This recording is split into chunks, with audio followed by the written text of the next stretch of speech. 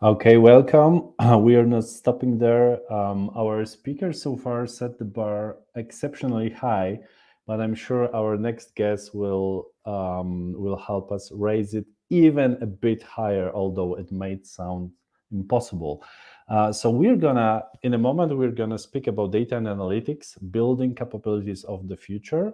And it's my pleasure to invite to the stage Łukasz Wierciński, data engineering lead at Roche. Hello, Łukasz. Hey, Tomasz. Great to see you. Hello, everyone. Thank you for having me. Yeah, it's our pleasure. Thanks for accepting our invitation. And this session is going to be slightly different because, Łukasz, you have prepared some kind of presentation to help the audience to visualize the things that we'll discuss in a moment. But first, if we could start with a short introduction, if you could explain your role at Roche, what are you actually responsible for? Yeah, sure thing. So on a daily basis, I'm leading a team of data engineers. So we are like in a chapters. It's a part of our capability center. So I work mostly around the data and analytics capabilities. Besides on my day-to-day role of like senior leader in that organization, I take care of the things that I'm mostly passionate about, which is growing capabilities, helping people to develop themselves. And that's why I'm also leading the initiative around building capabilities of the future. And that's also the reason why I'm here today to tell you a bit more about that. Yeah, that's great. I'm thinking that it's not necessarily obvious for some people that the companies that size of a Rush can actually lead or in that space, like the create and a learning organization, because like sometimes people think about like corporates of that size as like too big, not that fast enough. But I know that one of the examples you're going to show us today, I think, prove most of the naysayers wrong. So I'm adding the slides here to the stage. Okay, I think it's visible for all our attendees as well. And floor is yours, Łukasz. Thanks, Tomek. Thanks. Let's move on from the entry slide. I suppose everyone knows that we'll be talking now about the capabilities of the future. So I wanted to kick it off really with three external data points, statistics that can help us to answer us question if it's even worth to invest in building capabilities, and also what made us to think that it really is the case. Because often companies invest in the trainings, programs, certifications, but they wonder themselves, does it really make sense? And or how to measure it. And I will try to start with those statistics and then also answer the questions about the measuring it along the way. Yeah, works for me. Amazing. Cool. So the first one is really going from the research from Forrester that the companies who are looking on the future capabilities are 8 times faster in adopting to change. And when I look at Roche, I find it very true because when we did the analysis of our capabilities in the data area over last 5 years, over 50% of profiles changed. People started to working either in a new capability or with a new technology. And if we want to be on top with the demand, so we want to be ready to create the solutions that are needed, we need to prepare ourselves a bit earlier on. So there is this whole dialogue about just in case and just in time information. I would argue that just in-time information is great because you are really motivated to learn what you need, but sometimes you need to also invest in just-in-case information so that you can be ready for the opportunities that are coming. The second statistic is really about the employees themselves. So based on the research that was done in LinkedIn, 94% of employees would stay at the company longer if only company would invest more in their learning and development. So from one point, we are getting employees who are more ready to for whatever comes on our technological landscape. On the same occasion, we are also maintaining their happiness inside the company and make them stay longer with us. And then lastly, from the more financial standpoint, the McKinsey tells us through their research that companies who have strong learning cultures, who are focusing on that aspect, outperform their peers in terms of revenue growth by 30 to 50%. Okay, that's a great numbers. Thank you for like putting this all together, because I think this is like the debunking of the myth that learning is just learning per se and it doesn't create additional value. So from the data you've shown us right now, it seems that at least 3 pillars of why the companies should be willing to invest time and resources to create a learning organization, because the revenue will be growing faster in comparison to the industry. So there's a great likelihood that your company will outperform the competitors. Then it's more likely that the people will stay in your company longer, so you won't have to recruit talents over and over again. And then you will be faster, moving faster with all the changes, with all the needs, like to adapt to the new technologies or new trends on the market. Very well summarized. Win-win for all the sides. Yeah. Okay. Let's move on. So once you already know that it's worth to do, then the question is how to really do it. And we really identified 3 core building blocks. And when you have those things, it means that you have really a learning organization.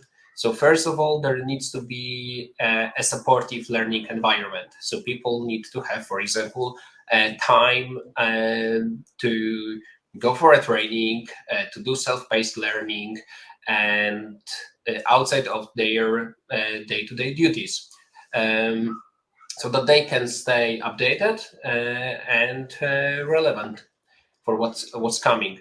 It's also about accepting the failure, like for example, when we experiment with some new technologies, that not every technology that we will touch upon, we will then move through our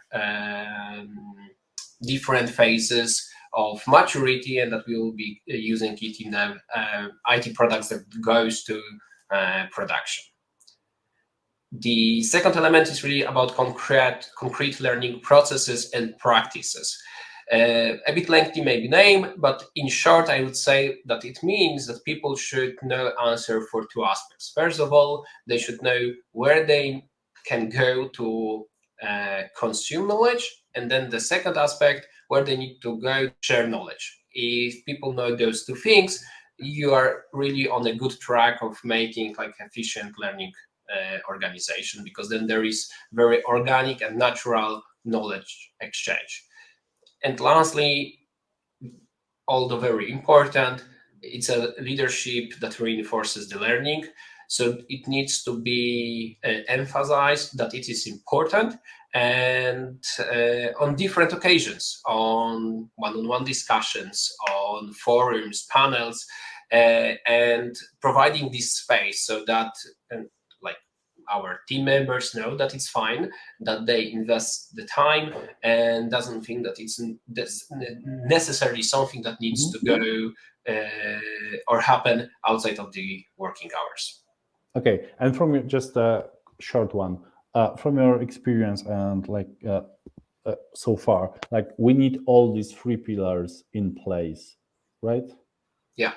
Okay. Yeah, that's why also the name of the building blocks. We can then add all the fancy things. We can start making events, doing branding, optimizing on the levels of engagement. But those are the foundations. Those are the things from which we should start and build on top of them. Okay, great. So I would like to show you how we implemented that, because that's like very theoretical part, but I want to show you how our model at Roche Informatics looks like. So in our data and analytics university, we have an infinity loop because the growth really never stops. Every year, the number of technologies is growing. Looking on the data and analytics landscape, if we look for pictures of tech stack from 2010, we would be able to fit it within like one presentation slide. Right now, it would be really hard to do, maybe still manageable, but technologies are growing faster than we are able to stay on top of all of them. So it's still about the selection, pick and choose, but definitely it is evergreen story. And we wanted to create a model that will be exactly evergreen and that will be self-sustained. So we come up with this infinity loop, which in center we have our experts, community of practice, meaning both the community that is self-organized, but also all our experts really within the like capability center, within chapter, within our teams. We believe that they are really the heart and the nucleus of this model because they are the ones that are working hands-on with the capabilities, with the technologies, and we are moving this decision-making of what's next from like leadership level to the level of our experts. And then starting from like left-hand side of this model, our experts can also do this capability reflection. So it's not, so you can imagine that there is a list of capabilities, skills on which they can reflect how mature they are on a scale of like 0 to 5. And it's not to find out, it's not to self-assess yourself. It is really to reflect where potentially I can still grow or what maybe new capabilities came to this model identified by the organization and where I can potentially invest my time to stay constantly growing. And then what we do as an organization, we aren't really interested on the every individual level. We are interested in the abstract of condensed information, looking on where we are as an organization and what are our potential growth opportunities. So then this information comes back to our community of practice, and community of practice can look on it and wonder, okay, so we see these growth opportunities, what we can do with them. Should we do something with it? Okay, maybe we should create some learning path so that people who feel that they are not as good in a specific technology capability, they can maybe invest some time and learn more about it. Or maybe we need some additional trainings, maybe we need to do an event, hackathon, and those things are happening then in the academy. And once people invest time into these self-paced trainings, execution of trainings, attending maybe external conferences, or maybe even events like this one, what happens is the capability development. And we can go through this loop like multiple times and update it in time, adding new skills, adding new capabilities, and creating new learning paths and trainings. What is important to mention that this infinity loop isn't happening in a vacuum, and there are two external, both internal and external factors that need to be taken into account, namely the tech strategy and business strategy. So this is like a feedback loop with our business teams, internal consumers and clients, and what is happening on the market, that we don't drift away too much. Oh, that's a great point. That the very thing that we need to take into account, like how to make sure we're not drifting away, so that we have the learning that actually is helping the company both on the tech strategy but also on the business strategy. So we have this kind of alignment. I get the feedback and the message from our event producer that we have 5 minutes left. So if you could just jump into the case study of the one example of the one skill that you've actually succeeded at Roche with upskilling your employees. Mm-hmm. So here is the Snowflake upskilling story. So Snowflake was selected as one of our key technologies at Roche Informatics. It is now our go-to data warehouse. And when this decision happened, like this year, it was made in February, and still within this month, having these bodies, we could quickly come up with the implementation plan. So we decided in still February that we will train approximately like 100 people, and having all of it across our company, we can also using effect of scale and making better use of like training credits within the organization, and we've upskilled till June, so just in a couple months, over 160. Let me stop you right there. Let me stop you right there. In 4 months, in a company of that size, you've actually upskilled 160 people from the organization with the new technology. Yeah, that's right.